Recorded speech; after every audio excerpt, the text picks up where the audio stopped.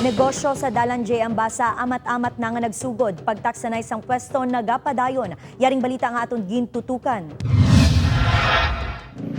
Nakaplastar ng mga nagkalain-laing nga baligya sa ginsaylohan sa mga sidewalk vendors sa Dalan J. Ambasa sa Iloilo City proper. Apisar sang malaing nga tiyempo. Nagapangunyade ang mga ini nga makatipon sang benta subong adlaw. Panglidman Mayo, kayo tanang-tanang tanawa ba lang?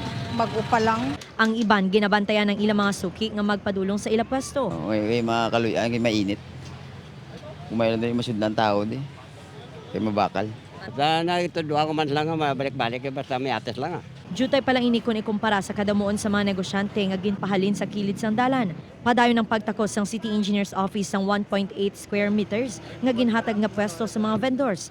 Sa subong wala pa sang renta ang mga negosyante sa lugar apang una na nga ginpahayag nga per square meter ang suktanay sang lugar nga ila maakupatag sa kaadlaw. Upod kay Romel Porquia, Zen Kilantang, One Western Visayas.